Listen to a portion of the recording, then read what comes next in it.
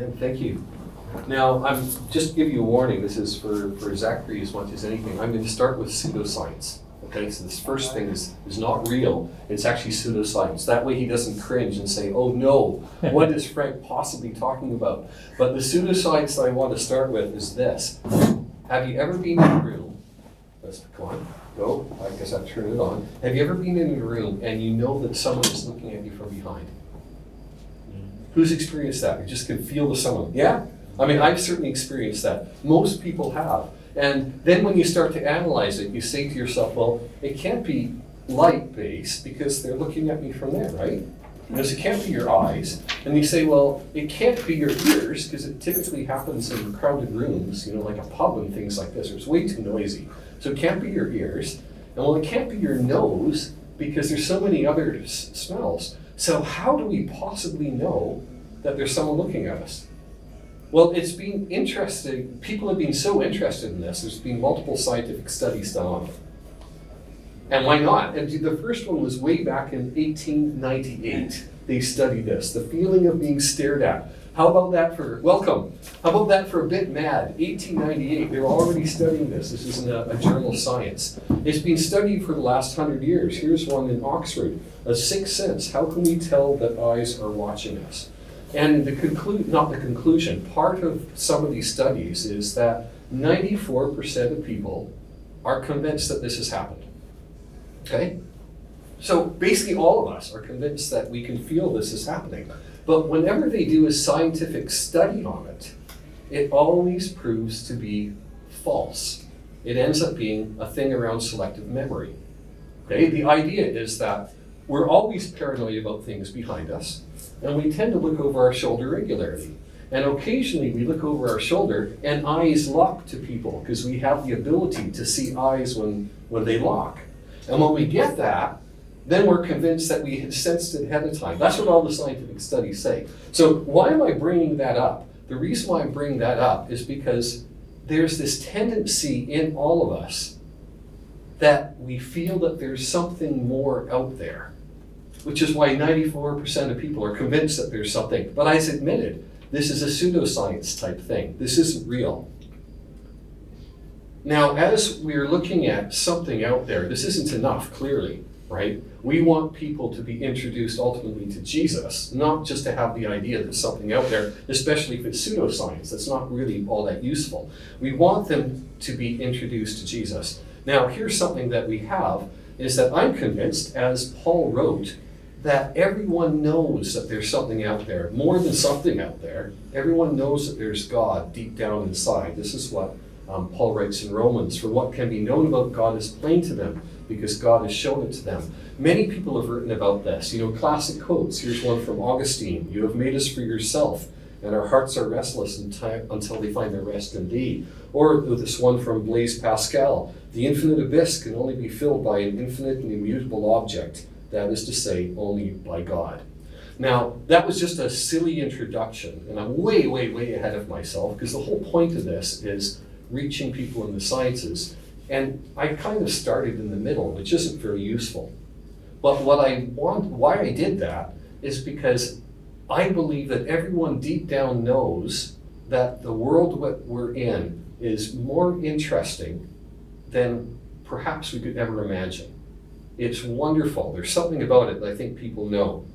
And so with that, let's go to the seminar. So I'm going to start with, this is the way I'm going to go. I'm going to look at preparation, who do we want to reach, then connection, how can we establish that connection, because it's about reaching people in the sciences, and then conversation. So what are some things that we can converse with that will ultimately start pushing us in the direction of Jesus? Okay, that's where I'm hoping to go.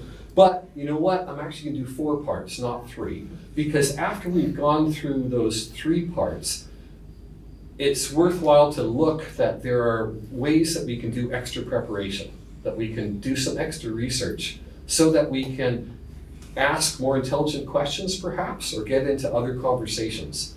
But let's go through these 3 and then 4 parts and see where it takes us. Now, before the last people walked in, one thing I said is I'm very, very comfortable with having things to be informal. And if you want to interrupt me and ask something, please do. Like really, I won't mind at all. So here we go. Unless, of course, you do it so much, like at the next point, eventually you could probably try my patience. But really, I don't mind. I made that mistake once in a classroom. I told the classroom that, and this particular year, there was a student who liked to ask questions that embarrassed all their colleagues. And as soon as I said, there's no stupid question, ask whatever you want, the whole class groaned. I go, oh no, what have I done? And then it became evident through the rest of the year, and it was actually relatively delightful, but they weren't happy with this one student. But let's go on. Preparation, who do I want to reach? Okay, so our goal is for, ultimately, the Holy Spirit to transform people's lives. That's where we want. And thankfully, God is promised to give us wisdom.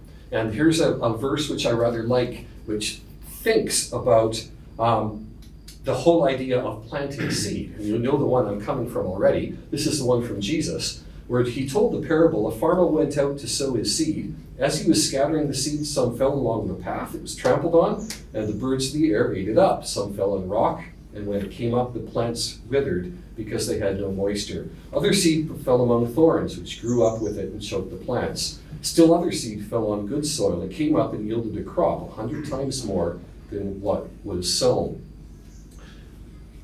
When we take a look at this parable, and you look at the way that plants grew in some places and not others, I'm going to extend it just a little bit because there's different types of soil.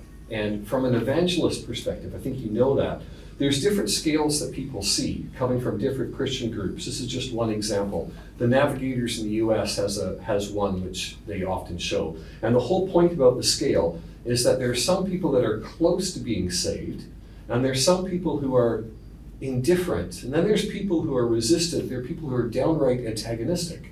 And I expect that you've all experienced that before, right, with different people.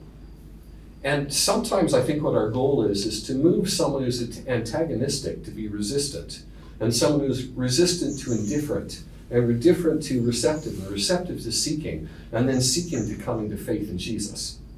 Is that all right where I'm going with that?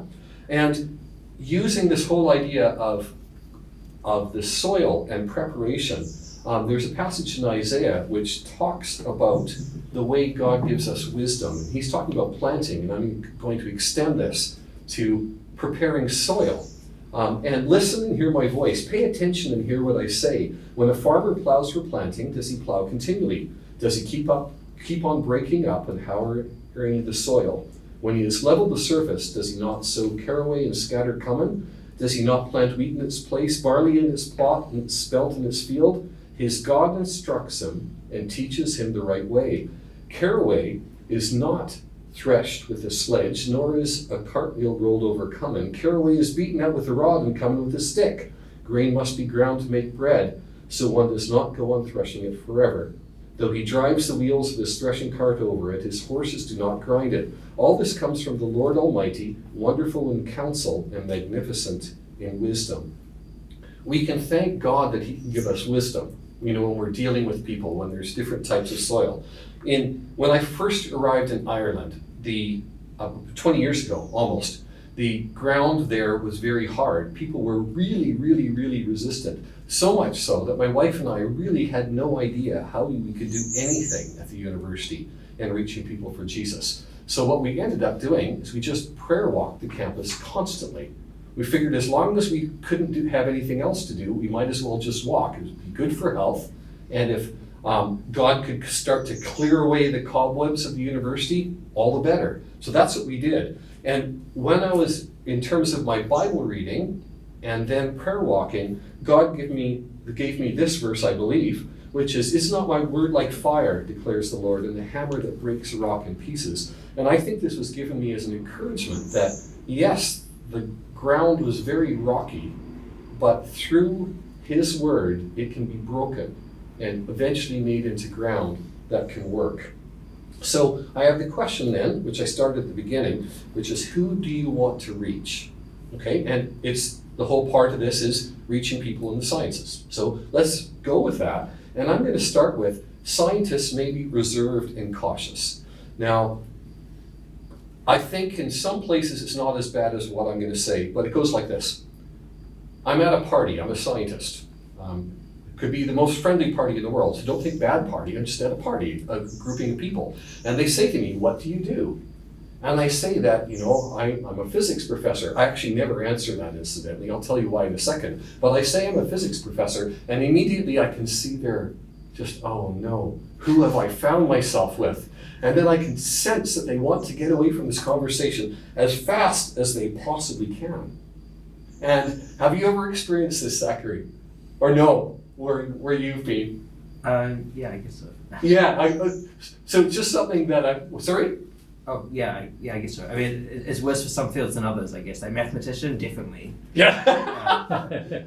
So it's something that happens to us sometimes. And yes, it depends on the field. But it's that thing where you automatically, if you're a scientist, you then feel rejected just by the facial expression of the person. So if you're wanting to reach someone in the sciences, make sure that you're gentle and careful, because otherwise you're going to immediately have them scared away before you've even started. Okay, that's one thing that I want to say. As a result, when people ask me that in the general public, I normally say I'm a teacher, which is technically true. I teach physics, so that's fine. And normally they say, oh, that's nice, and they go on the conversation. I go, dodged a bullet.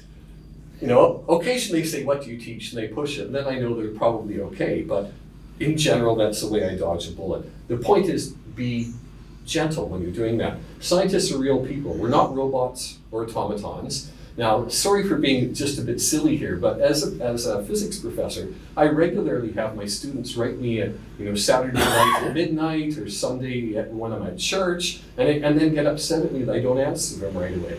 And I talk to them next week and say, do you think I work 24/7? I mean, I'm not a robot. And somehow they have this idea that scientists, especially around the university, are just a bit different in a way which none of us are. We're real people.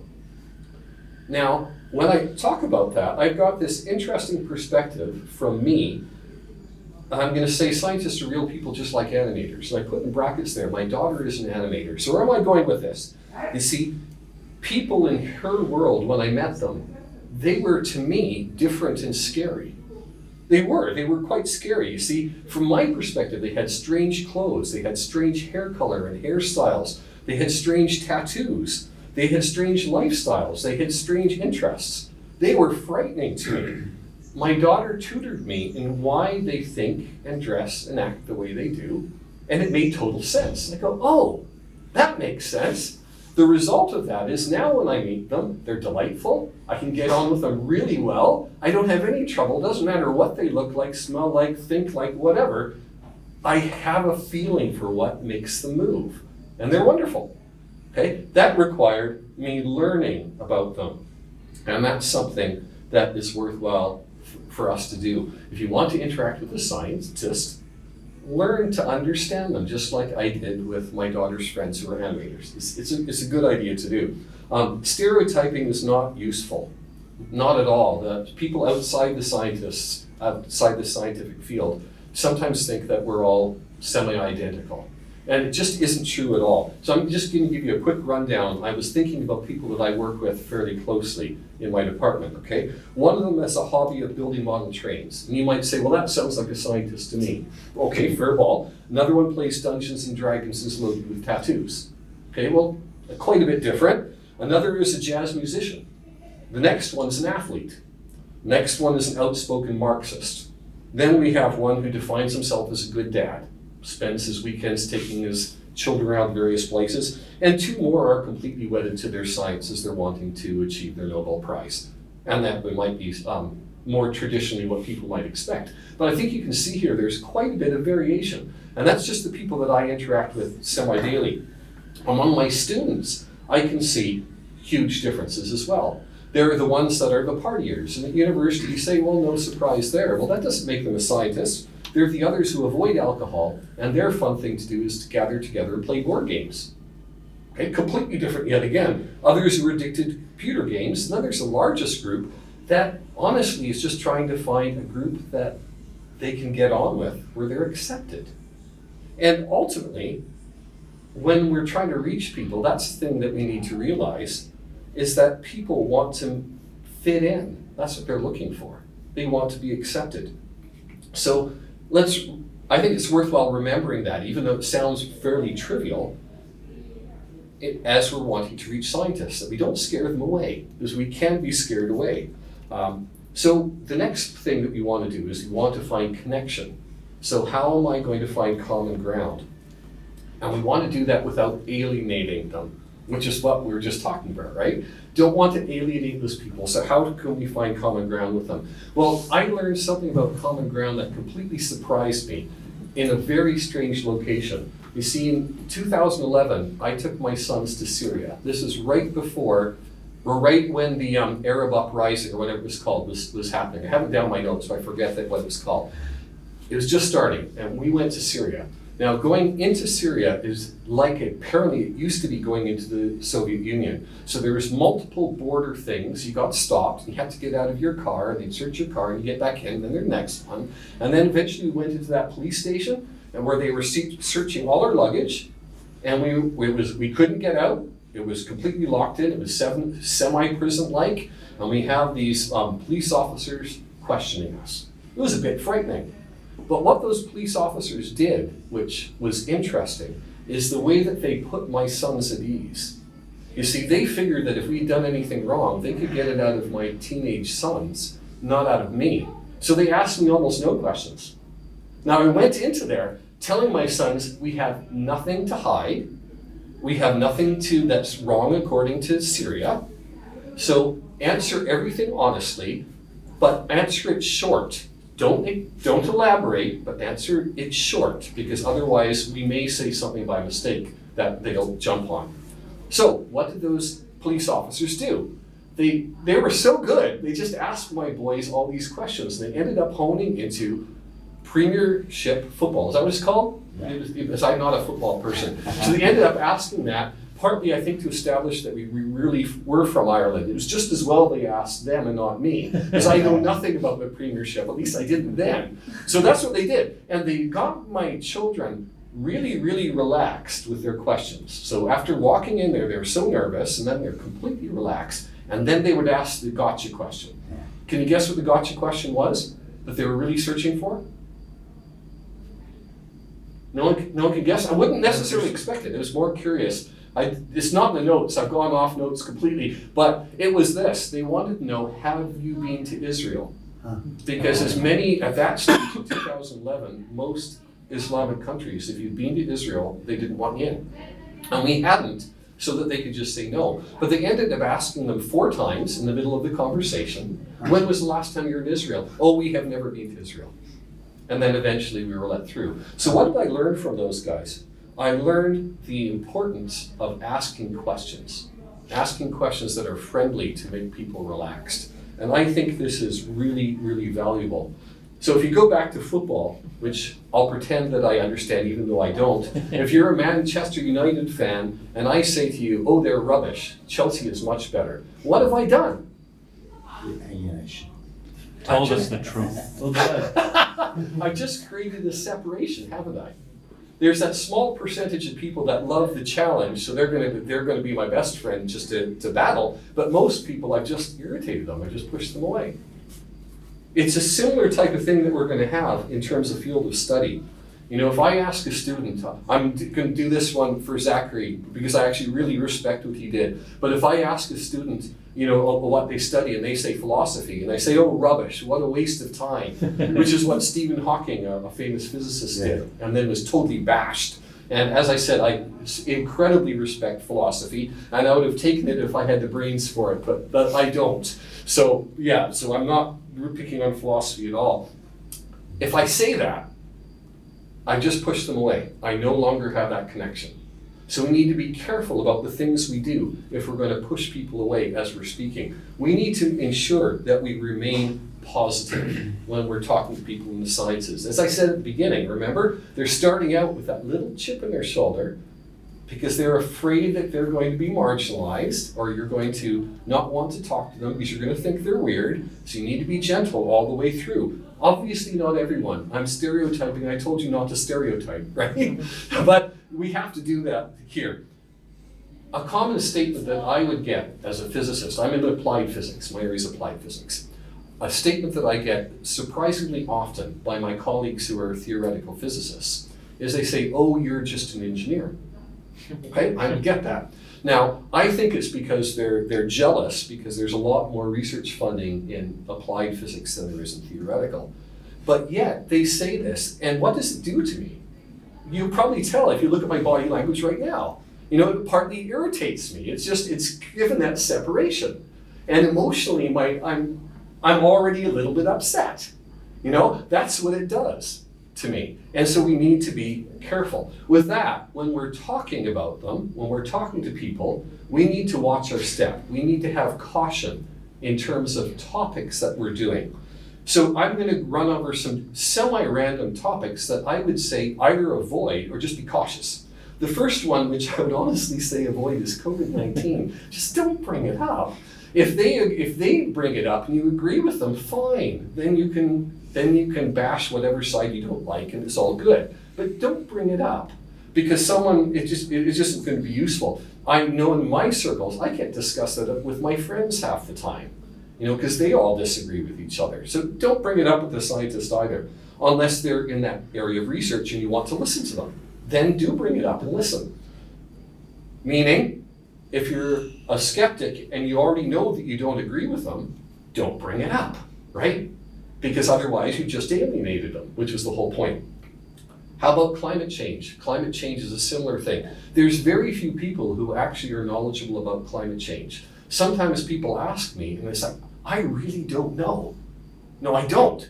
I have one colleague that I'm aware in my entire university who knows about climate change. That's it. That's the only one I know. So when we get to climate change, it tends to be a lot about emotions and things like that. Probably not the best thing for when you're wanting to converse with a scientist. Wouldn't advise it. Again, if you happen to agree and they bring it up, but be cautious. Cautious is the thing. Origins is something to be cautious about. That's something that how often even in the Christian community, people get upset at each other because they disagree on origins. So if you're bringing up talking to a scientist, avoid it. So some basic things you should really, really not say if you're trying to make a connection to a scientist. You shouldn't say things like this, but the Bible says the universe is only 1,000 years old, or evolution doesn't work, or I saw a YouTube video that says, and then fill in the blanks. Don't go there. All these things are really, really bad idea. In fact, they're such a bad idea that if you do it, this is what the scientist is going to be thinking inside. I'll let you read that.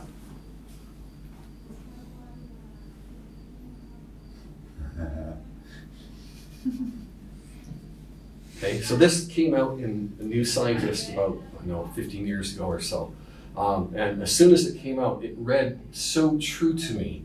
Because I had there was a men's Christian breakfast that I go to once a month.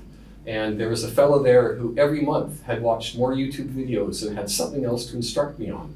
And he was currently on a thing about perpetual motion machines that the Illuminati and the Americans had crushed because it was giving free energy. And having to listen to that, I honestly just wanted to die and leave. It was just so painful. And what I'm trying to tell you is when you ask questions like this or you make this type of comment to a scientist, you're not going to reach them. You're going to make them feel like that. Okay? So it's worth knowing. Don't do that. They'll want to get out of the conversation as fast as they possibly can. Yeah, go for it. Question about that is this in the context of just getting to know them or just like making personal connections, or is it doing the evangelization? I would say for those ones, I would avoid it if you're trying to do anything with the scientist. Yeah. Basically, period. Never speak to them again. Yeah. Sorry, what was that? If you ever want to speak to them again, Yeah. avoid it. Pretty well. At some point you can get into discussions. If you can get to know them really well and you're being respectful and you're wanting to understand what they think, you can approach those topics. So I say caution. Those comments there, I would probably say are a waste of time. Those ones particularly, but you can get on the topic, certainly, and then potentially learn something. Now I want to ask, how did Jesus connect with people? You see, normally people came to him. And I did a survey through all the 4 Gospels and wanted to see how Jesus approached people, because people normally came to him. He called his disciples. He said, "Come follow me." How about others? What did he do? This is interesting. See, Jesus asked questions. See if you can find a time where Jesus is meeting someone new and does anything but ask a question. See if you can find something else that isn't a question. There's one that we could argue about back and forth because it's a bit ambiguous, I believe, unless I've missed something. But I think Jesus asked questions. So let's go through them. Before he heals the man with the shriveled hand, Jesus asked them, which is lawful on the Sabbath, to do good or to do evil, to save life or kill? After meeting the disciples on the road to Emmaus, he asked them, what are you discussing together as you walk along? When the Samaritan woman came to draw water, will you give me a drink? To the invalid at the pool of Bethesda, Jesus asked him, do you want to get well? To the woman caught in adultery, woman, where are they? Has no one condemned you? And to the man born blind that Jesus healed, do you believe in the Son of Man? Okay, there's not that many. There's another 3 that you could potentially do, and I'd love to have that discussion whether it fits in my category or not, okay? But go for it, see if you can find if you want. Point is, Jesus asked questions. If you've ever visited the southern part of Ireland, or I'm from Cork, in the southern part of Ireland, people in Ireland are immensely brilliant at making you feel welcome, and what they do is they're going to ask you questions. They're going to ask about your family, they'll ask about what you do. They're so good at it, way better than I am. I'm trying to learn from them because they're so good. And at the end of the day, you'll just feel wonderful, you'll feel so welcome. And they'll know everything about you, and you'll know nothing about them. But they'll know about you. And that's kind of cool. There's a brilliant book, I think, that was written on evangelism for questions. And this one particular right here, called Questioning Evangelism by Randy Newman. I think it's absolutely brilliant. He uses Jesus as an example, and I can't do anything other than recommend it. It's really good. Has anyone read that, by the way? Just curious, but I think it's brilliant. So when we want to connect, if we're going to ask questions, what type of questions might it make sense to ask? Now, I've got a son, and he is eccentric. I have 4 sons. One of them is a little bit more eccentric than the others, and he's very much an introvert. He's at the real, fairly extreme end of that. He doesn't want to be around people, but he very much likes things like biscuits and cake and stuff like that. Okay, when he was a younger teenager, after the Christian Union would meet at our university, they'd come to our house, because at that time we had a large house we were renting, and they'd have tea and coffee, and they could stay late as they wanted. And my son would come down the stairs to try to get some biscuits, and then escape back upstairs. And there was one particular young woman not interested in him because he was young. He was just like this little guy. She was an evangelist. She was a natural evangelist, a wonderful woman. And she wanted to see if she could engage in the conversation. So she started to practice, and it was really fun watching. So she would say, I'll tell you his name. His name was Matthew. She'd say, hi, Matthew, how are you? And he'd say, fine, and he'd walk up back the stairs. And she'd think, okay, what do I do next? She'd ask the next question. And eventually, after doing this week on and week out, she started to find out his interests. And then she did some research on his interests. So then he'd come down the stairs, and she'd ask the first question, and before he could leave, she'd ask the second one, the deeper one, about his interests. And pretty soon, she knew enough that she engaged him in a proper conversation. I was incredibly impressed with her. I didn't think she was going to be able to do it. What did she do? She asked questions and was interested in the answers. Sometimes people ask questions and they're not actually interested in the answers. I started it being, remember one of the early ones? Someone asks you, what do you do? And I say, I'm a physics professor, and then I know they want to leave because they say, let me get out of here. They didn't want to have that answer. It was just a glib question they asked. She was interested in the answers. She asked further, deeper questions, demonstrating that she was really interested. I think this is really good what she did. There's only one person in my city, the outside of the university circles, who's asked me what I do in a way that I didn't feel uncomfortable.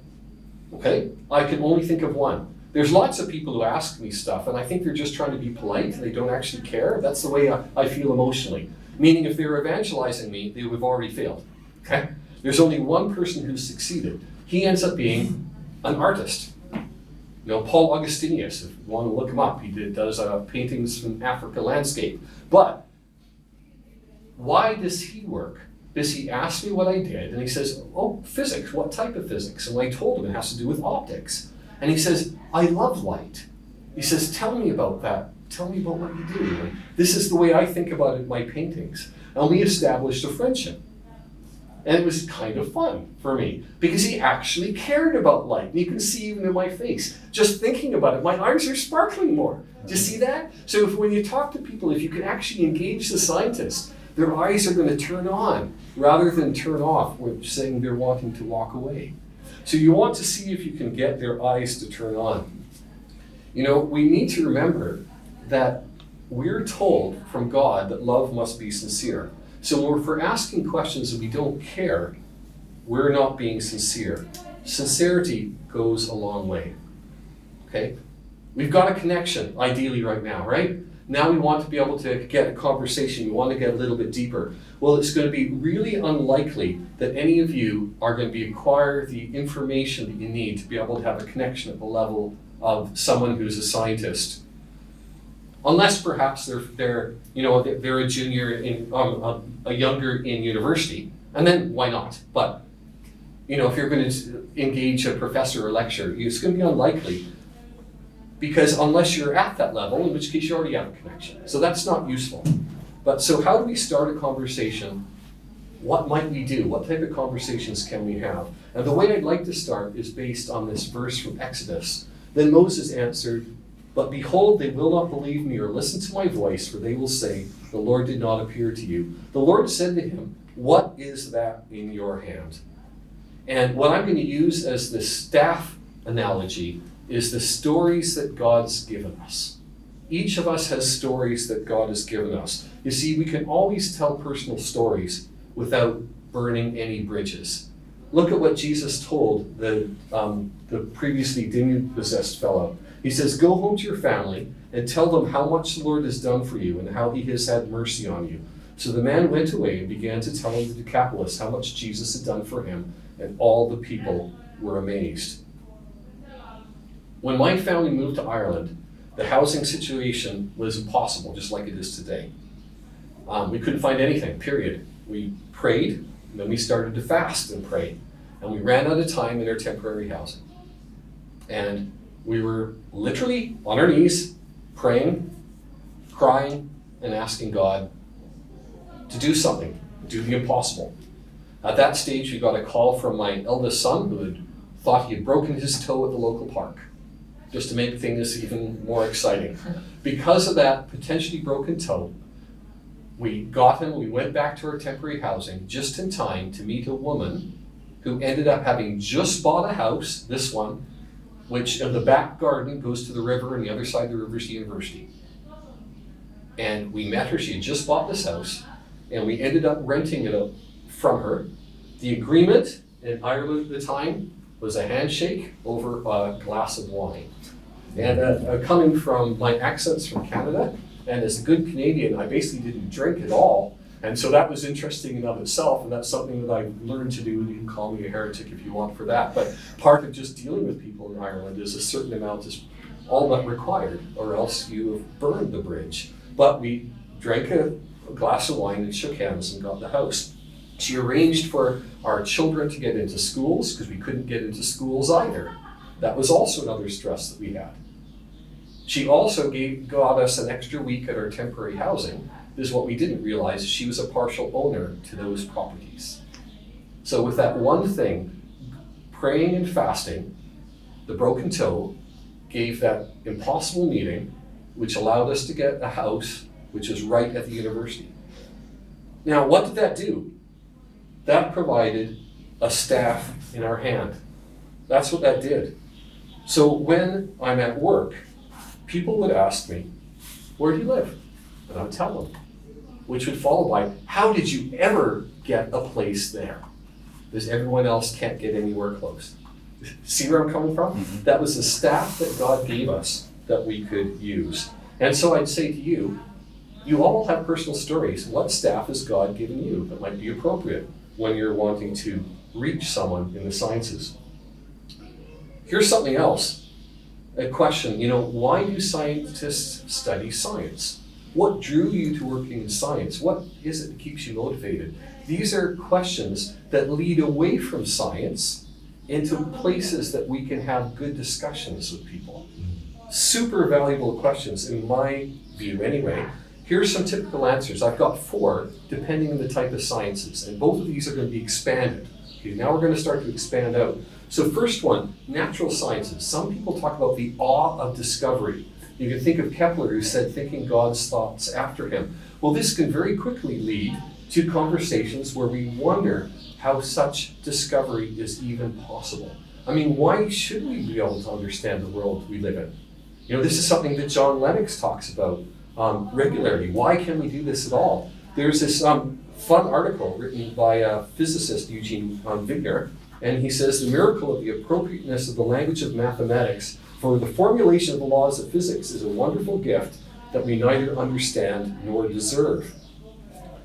A famous physicist named Richard Feynman, he had this book, The Meaning of It All, and he wrote, the fact that there are rules at all to be checked is a kind of miracle. That it is possible to find a rule like the inverse square law of gravitation is some sort of miracle. It's not understood at all, but it leads to the possibility of prediction. That means it tells you what you would expect to happen in an experiment you have not yet done. To me, this points to God who made this possible. This is direction. This is pointing there. Does it get us to Jesus? No, it doesn't. But it starts moving us that direction. I think I am going to do it. I couldn't decide whether I was going to say this, but I have one of my sons did his PhD at UCL in theoretical physics. And one day I was discussing with him this field of physics called quantum mechanics. And I was describing to him something that I use regularly for my work, and I say, well, we understand this well. And he just looks up me in the face and he says, we don't understand it. I go, what are you talking about? I use it daily. He says, we don't understand it. I said, explain to me, please. And he did.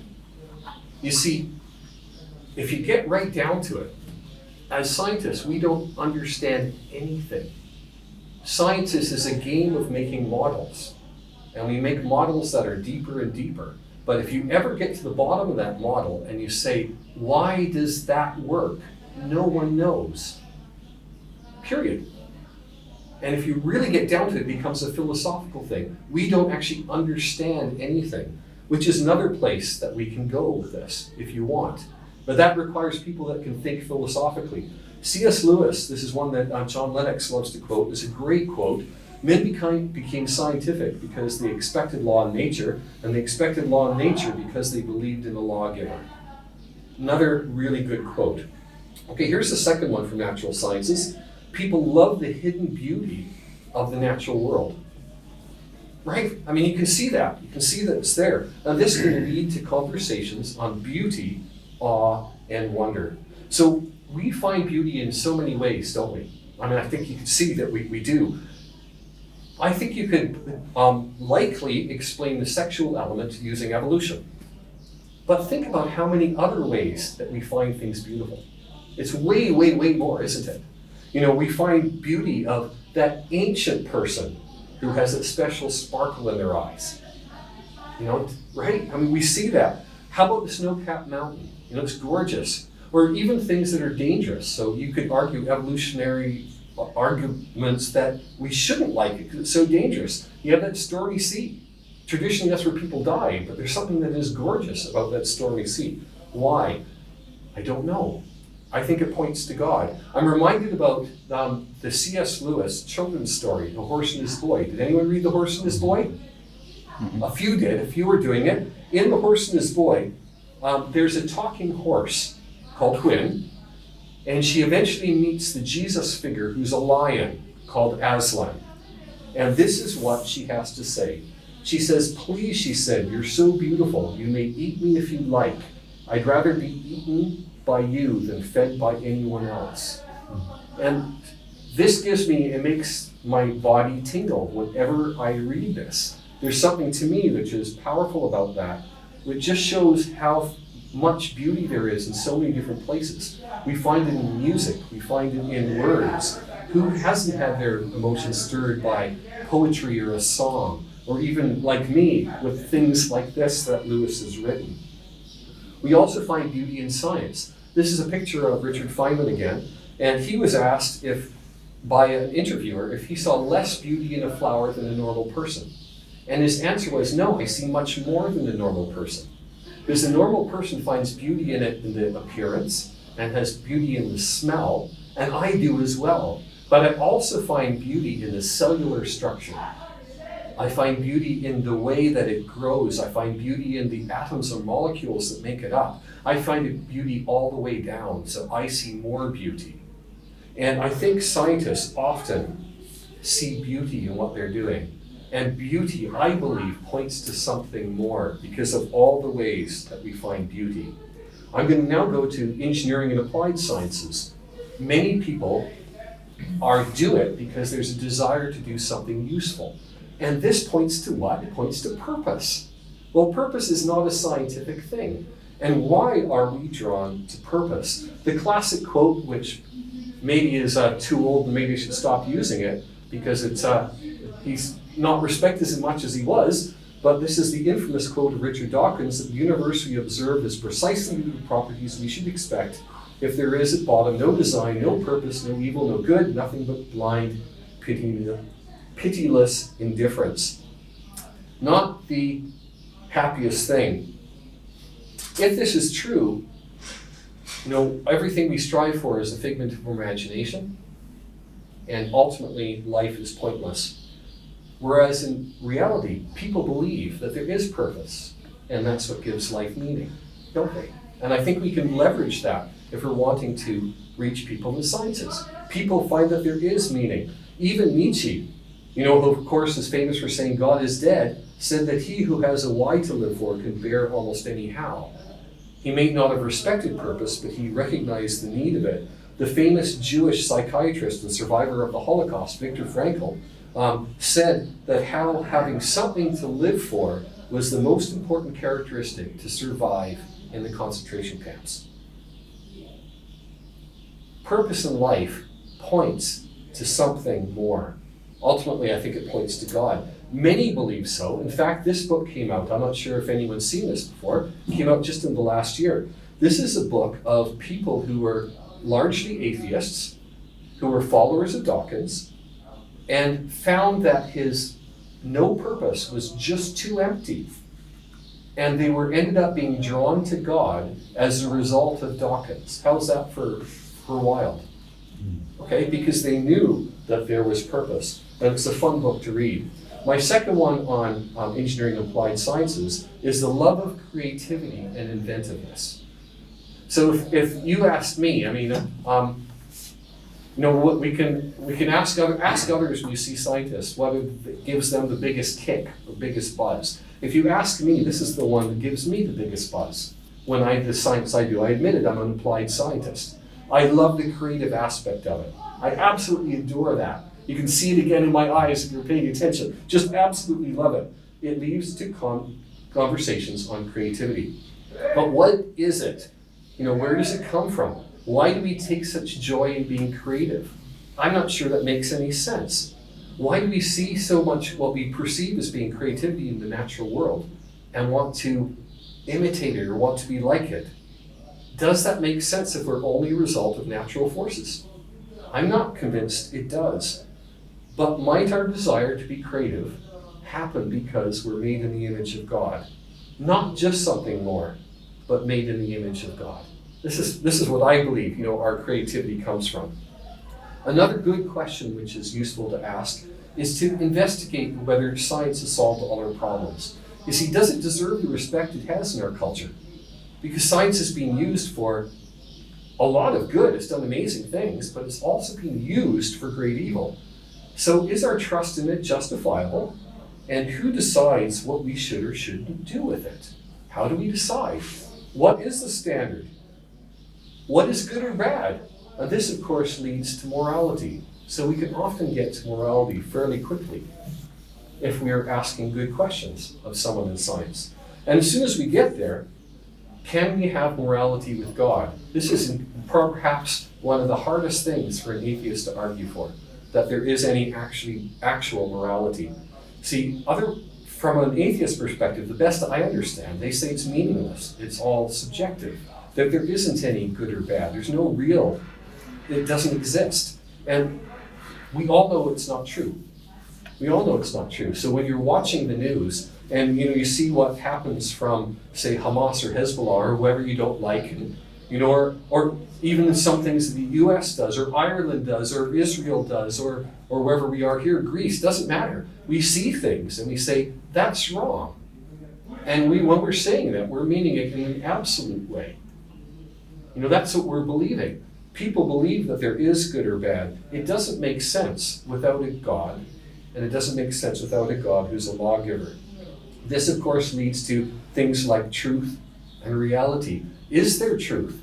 We believe there is, but where does it come from? Where does rationality come from? Some good quotes that people, if you've listened to John Lennox a lot, will recognize from him. Charles Darwin said, "With me, the horrid doubt always arises whether the convictions of man's mind, which has been developed from the mind of lower animals, are of any value or at all trustworthy." And John Gray, "Modern humanism is the faith that through science humankind can know the truth and so be free. But if Darwin's theory of natural selection is true, this is impossible. The human mind serves evolutionary success, not truth."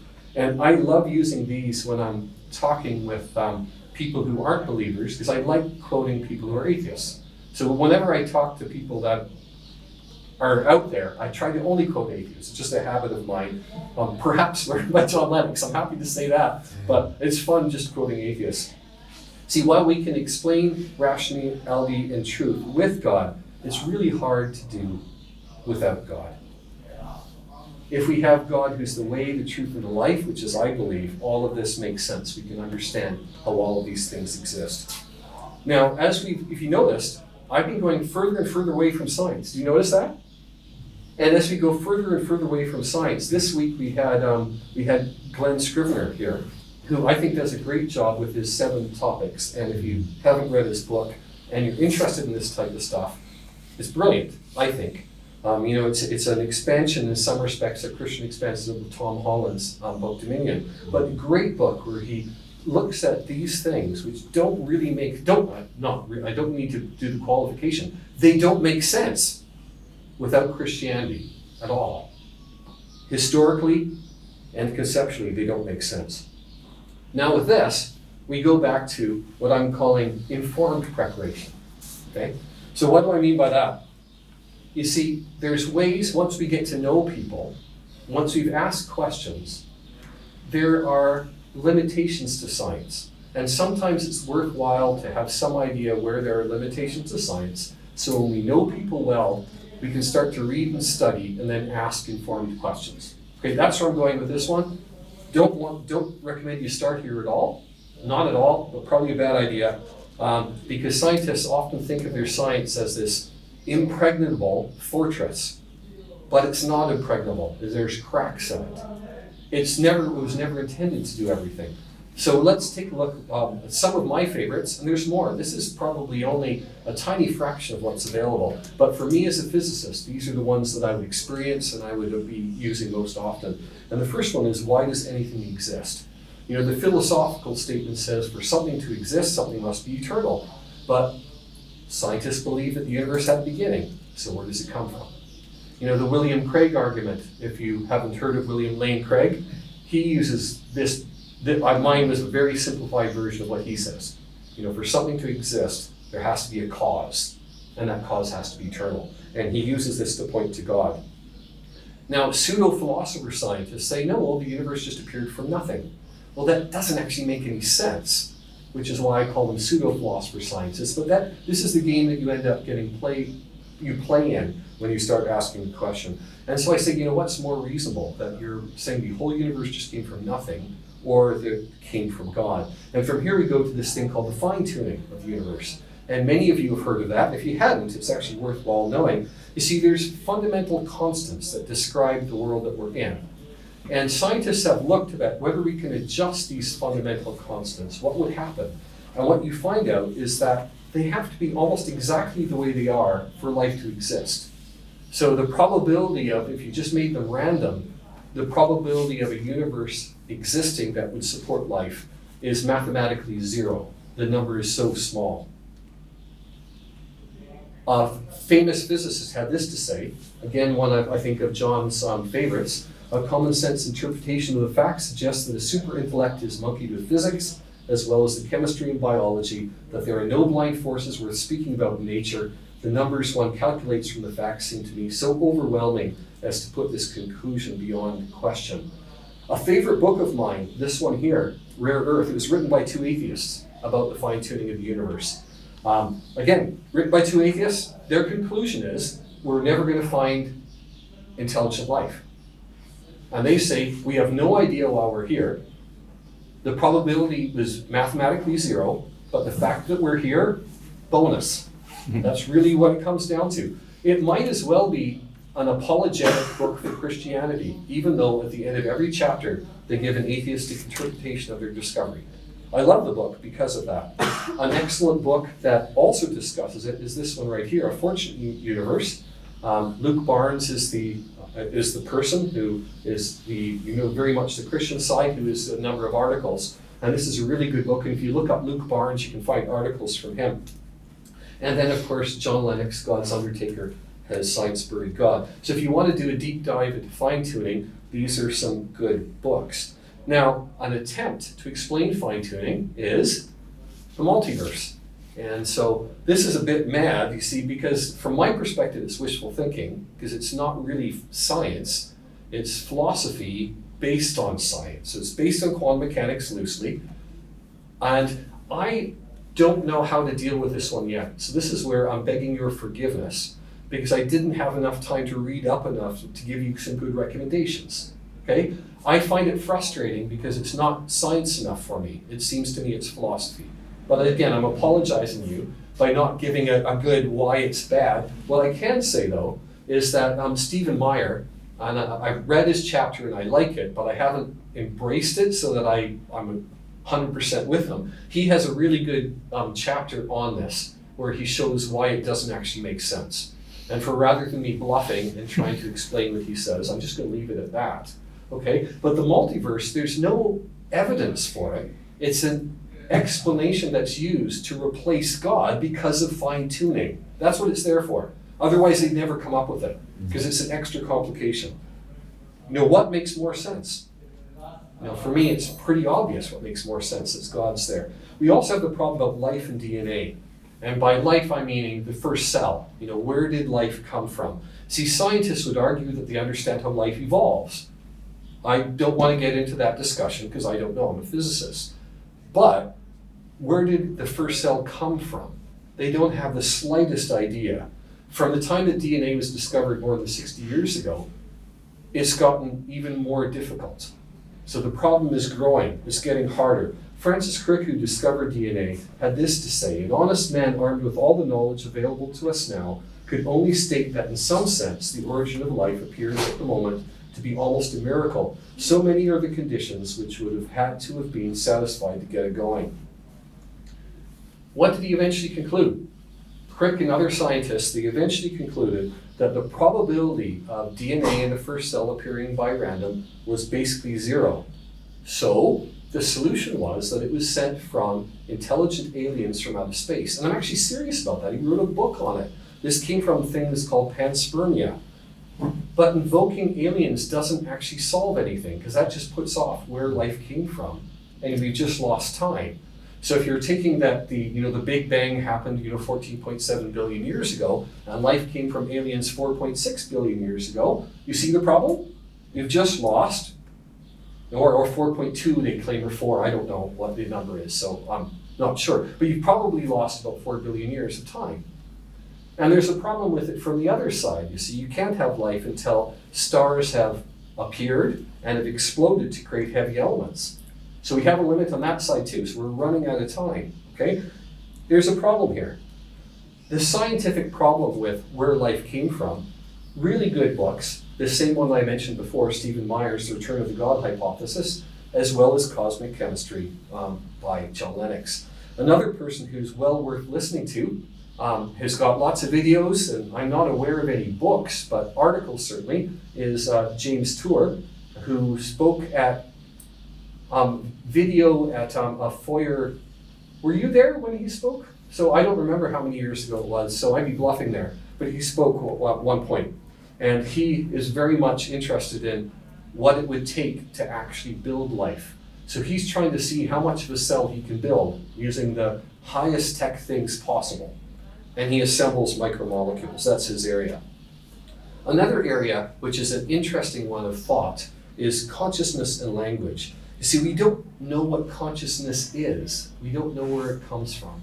There's an argument that says we're just our brains, but there's other people that basically proven that we're not just our brains. Scientists use this word called emergence, and emergence is another word for saying we don't know. It's not true. I'm being rude. Emergence does occur, as it turns out, in my particular field, there's an area of emergence which is rock solid scientifically, which is fun, which is where you can develop to show how a transistor works. It's called solid state physics. It comes from quantum mechanics. And that is a form of emergence. But because of those successes, anytime people need something new, they say, there's emergence, even if they have no idea how it got there. So consciousness is argued about that way, but consciousness is just the tip of the iceberg, because we have even things like language. Think about what's going on, how crazy language is.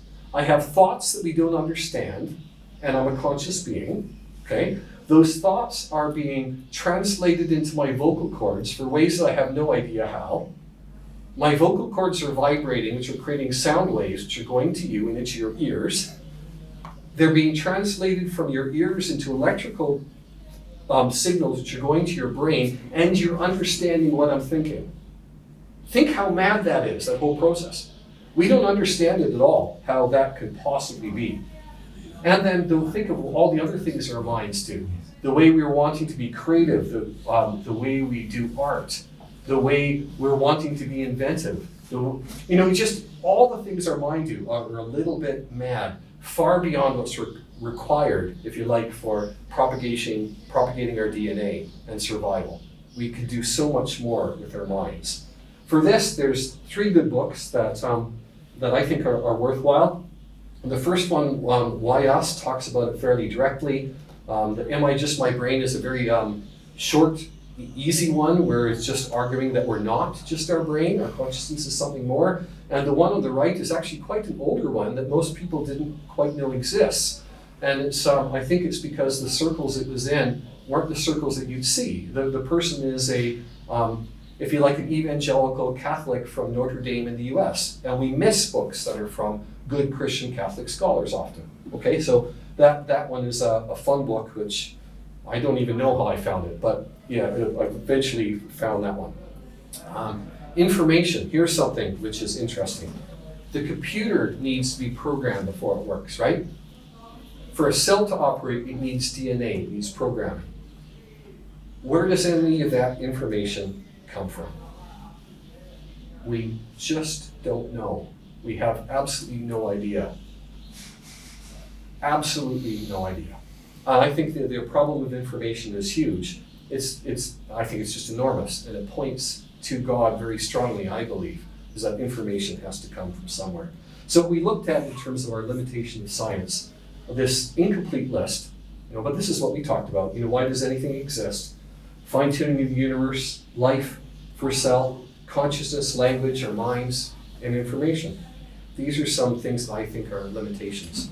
So to go back and to see where we've been, to summarize, and then I do have an exercise that maybe we can try. Reaching people, we need to be prepared. Just like we're told in the scriptures, to always be prepared to give an answer to everyone who asks you to give the reason for the hope that you have. Do it with gentleness and respect. And at the beginning, that's what I kept talking about, especially reaching people in the sciences. Be gentle, be respectful. Otherwise, you'll chase them away. Look for the sparkle in their eyes. If you can ask them the right questions and get them excited, then you're starting to lure them in. But you need to be sincere, because to get that connection, love must be sincere. If it's possible, as far as it depends on you, live at peace with anyone. It's not useful to try to create conflict with your questions. That's not going to help. You're not going to reach someone in the sciences or the arts or anywhere else if you're trying to do it as with a form of antagonism. And for your conversation, let it be always full of grace seasoned with salt, so you'll know how to answer everyone. So as we have our conversation, let's remember that from Colossians 4:6 as well. And I have a potential exercise, but first, since you were so polite and didn't interrupt me nearly as much as I thought you might have, does anyone want to ask any questions? Yeah, go for it. Actually, do you think you could elaborate exactly on this verse? What do you think it means? In very simple terms. Fine, yeah. When we say, I think of it as many ways as we can put full of grace, so that when we're gracious, so we can see, you can kind of guess what that one is. Salt is the interesting one, isn't it? When we're saying seasoned with salt. So what did salt mean in the first century? Salt was something that provided flavor. It's something that provided, stopped things from rotting. So it enhanced flavor, I guess is a better way of putting it. So what actually that salt means, I think it's the idea of salt here, my belief, and theologians, please tell me what you think. I'm happy for you to interrupt me. But when I see that salt part, I think of it as to accentuate the things that are already happening, to provide that extra seasoning, to bring things out, to give that extra little spark of life. That's what I see. Anyone else want to give their thoughts with the I'm salt? not sure, but as I know, when the ground has salt in it, it's more like fruitful. Okay. So like just in case of like spirituality, so coming back to the sower's like story, if you're sowing into the ground with the salt, it's gonna bear fruit, and if it doesn't have salt, it's gonna die there. I love that one too. Yeah, I think everyone could hear that one, right? So lovely. In terms of so that you may know how to answer everyone, that one's hard. I mean, I think I go back to preparation. The only way we can know how to answer people is to, get to know them, be prepared. Like the example of that woman with my son, to be prepared, to be sincere, to be loving. Sincerity is so important. Because when people ask you questions, they don't mean it. As I mentioned already too many times, people sense that. We just sense it too fast. And when people care, then we can sense it. In many ways, in this list, I want to bring up all those verses where Jesus tells us that we need to love one another. John 13, 33 and 34, 35. We need to be loving one another. If you take a look at Romans 12, the whole back end of Romans 12 is talking about ultimately loving our enemies. So even those who don't like us, even those who are treating us poorly, as far as depends on you, live at peace with everyone. That whole aspect at the end of Romans 12 is so clear that we need to be loving to people. And so if I was to take this into more of a church preaching thing, I would be immersing this now full bore into the way we need to be loving those people around us. So that's where I would go next. So in many ways, I see this verse as pointing to intelligent love is the way I would see it. Anyone else want to ask anything? Go for it. Maybe could you share any examples of positive interactions you've had with colleagues or with students? Yeah, I'm actually I'm going to give one which unfortunately died very quickly, and the reasons will be clear very soon. On the way here for Foyer, I got on the bus to go from Cork to Dublin, which is about almost 4 hours, so that was painful, so I could get the flight. And when I sat down on the bus, the person who arrived next was the wife of the person that we're currently renting from and trying to buy their house, who happened to be someone that a large research contract of mine 16 years ago she was the first hire for a colleague who was part of my research little mini center thing. Okay, so I've known her for 16 years, and she doesn't want to deal with the house things because she finds that uncomfortable. So she sat down and she asked me where I was going. So I said that I was going to this conference that was, and I gave her the academic side of it, that's wanting to say how we can talk to people about our faith in Jesus, as well, in my case, it is my science, and how they can fit together. That's the way I answered her. And she immediately then started to say, well, isn't there conflict? And that was her immediate thing. It was a way to try to hide from it. And then the conversation started in a way that was greatly enjoyable from my end. And then it ended because a bunch of other people came in the bus, and she had a colleague that she was waiting for. And she moved over rather than staying at the aisle where I could have kept talking to her for 3 hours. So her colleague arrived and she moved over and ended the conversation. So it started, and then it ended fairly quickly. That was fun. I could see that person running away.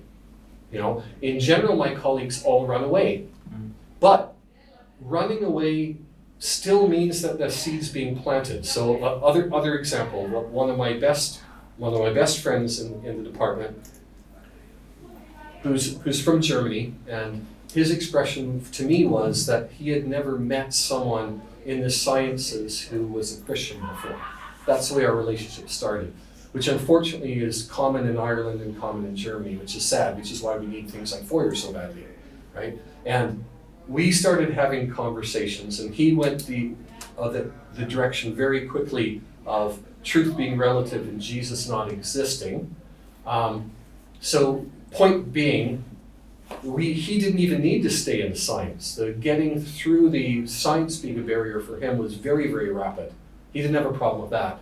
He tried to say that Jesus didn't exist, and then got uncomfortable when I started giving evidence that way. So he also went the thing, lots and lots of conversation, eventually got uncomfortable. We get on incredibly well. He doesn't want to talk about it anymore. And this is unfortunately what happens with many people. When you show that you actually have an answer along the 1 Peter 3 line, at some point they may get uncomfortable, which is really sad.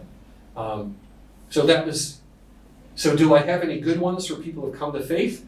I don't, really only one, honestly, in Ireland, and that would be someone where it was a very, very, very gentle process over many, many years.